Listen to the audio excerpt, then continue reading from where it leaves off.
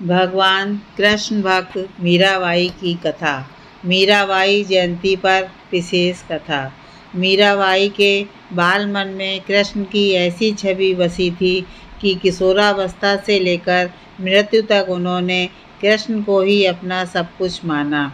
जोधपुर के राठौर रतन सिंह जी की इकलौती पुत्री मीराबाई का जन्म 16वीं शताब्दी में हुआ था। बचपन से ही वह कृष्ण भक्ति में रम गई थीं। मीराबाई के बचपन में हुई एक घटना की वजह से उनका कृष्ण प्रेम अपनी चरम अवस्था तक पहुंचा। एक दिन उनके पड़ोस में किसी बड़े आदमी के यहाँ बारात आई।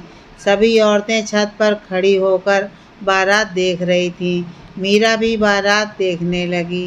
बारात को देख मीरा ने अपनी माता से पूछा कि मेरा दूल्हा कौन है। इस पर उनकी माता ने कृष्ण की मूर्ति की ओर इशारा करके कह दिया कि यही तुम्हारा दूल्हा है। बस ये बात मीरा के बाल मन में एक गांठ की तरह बन गई। बाद में मीराबाई की शादी महाराणा सांगा के पुत्र भोजराज, जो आगे चलकर महाराणा कुंभा कहलाए, से कर दी गई। इस शादी के लिए पहले तो मीराबाई ने मना कर दिया, लेकिन जोर देने पर वह फूट फूट कर रोने लगी। शादी के बाद विदाई के समय वे कृष्ण की वही मूर्ति अपने साथ ले गईं जिसे उनकी माता ने उनका दूल्हा बताया था।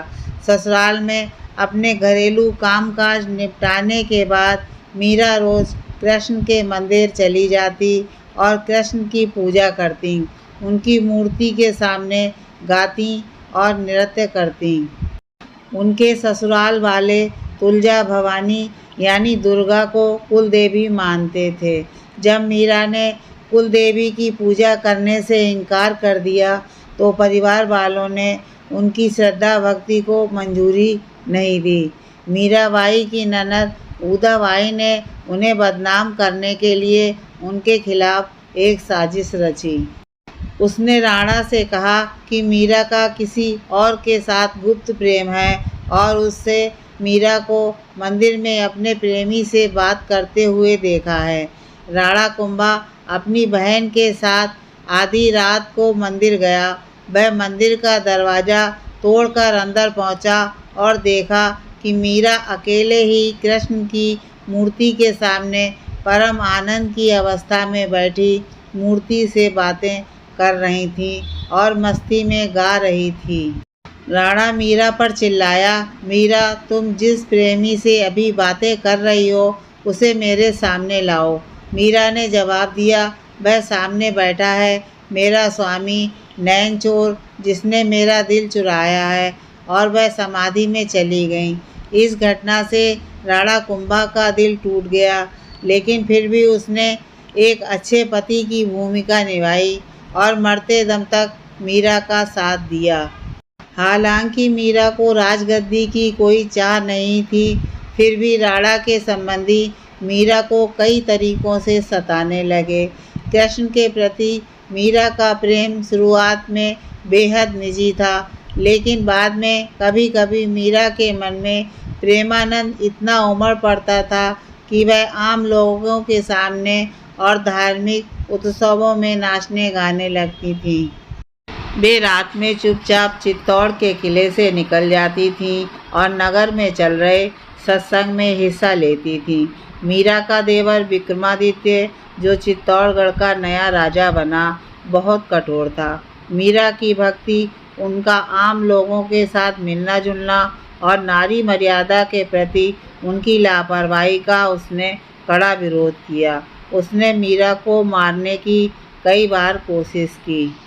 यहाँ तक कि एक बार उसने मीरा के पास फूलों की टोकरी में एक जहरीला सांप रख कर भेजा और मीरा को संदेश भिजवाया कि टोकरी में फूलों के हार हैं। ध्यान से उठने के बाद जब मीरा ने टोकरी खोली तो उसमें से फूलों के हार के साथ कृष्ण की एक सुंदर मूर्ति निकली। राणा का तैयार किया हुआ कांटों का बिस्तर भी मीरा के लिए फूलों का सेज बन गया जब मीरा उस पर सोने चली। जब यातनाएं बर्दाश्त से बाहर हो गईं तो उन्होंने चित्तौड़ छोड़ दिया।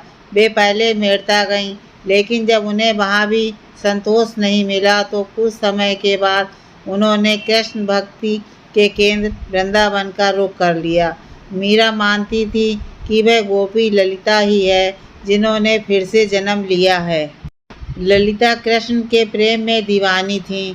खैर, मीरा ने अपनी तीर्थ यात्रा जारी रखी। वे एक गांव से दूसरे गांव नाचती गाती पूरे उत्तर भारत में घूमती रहीं। माना जाता है कि उन्होंने अपने जीवन के अंतिम कुछ साल गुजरात के द्वारका में गुजारे। ऐसा कहा जाता है कि दर्शकों की पूरी भीड़ के सामने मीरा द्वारकाधीश की मूर्ति में समा गईं।